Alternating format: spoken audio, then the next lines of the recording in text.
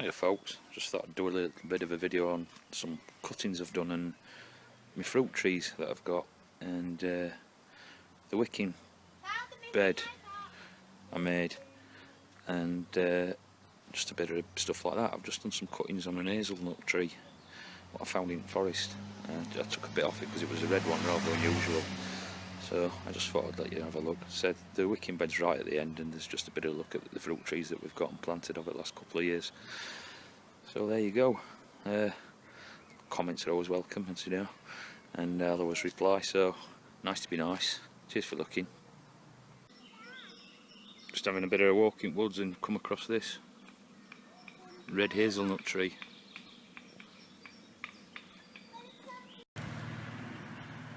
Hiya folks, I just thought I'd show you this. This is a red hazel, and I've just found it in the forest.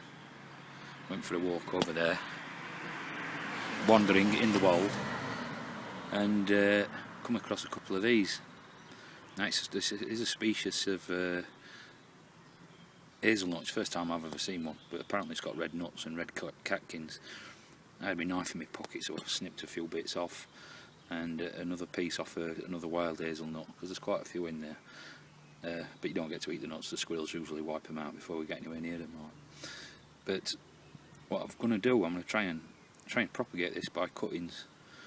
Now, if I woke up there later on, or next week, then what I'll probably do is take a piece of ribbon and tie it to a tree, see if I can get some Sion wood. But I'm going to try and propagate these as cuttings, and if I get some Sion wood, I'm going to try and graft them to that hazelnut tree there, what I put in last year. Because I thought it'd look pretty cool if you can get a red and a green on the same tree. But what I'm going to do these as cuttings. I've got well, after seeing Brock Hughes's maple tree, his Japanese maple, I've got one of them on back garden, and I'm going to try and take some cuttings off that as well. I'd like to see if I can do that as a bonsai at some point. Try and grow it up. And all I'm going to do for cuttings is I'm going to just stick them in some earth and see if they grow. If you want to share, if you want to watch me do that, I'm going to do that now.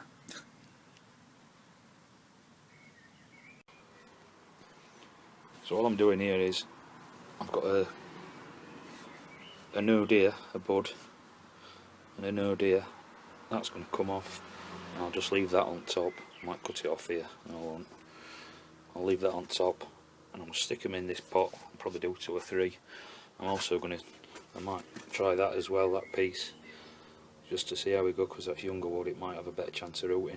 And then I'll just stick them somewhere that's not too sunny and let nature take its course.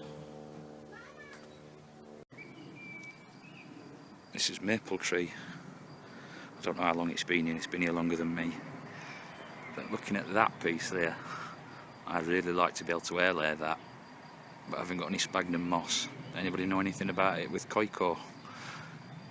But if not, I'll try and find some sphagnum moss and try and air layer that off. That'd make a great looking tree for a bonsai. But what I'm going to do is I'm going to try and just take a couple of cuttings off this as well. So using exactly the same method, cut it, make sure a couple of buds are under the soil, and stick a few in a pot and see what we get. So same deal here. Excuse me.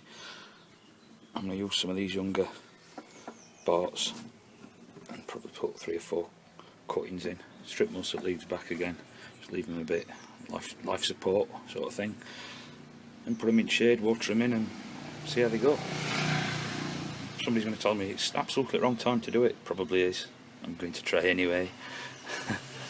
But and if you do know the right time to do this, please do tell.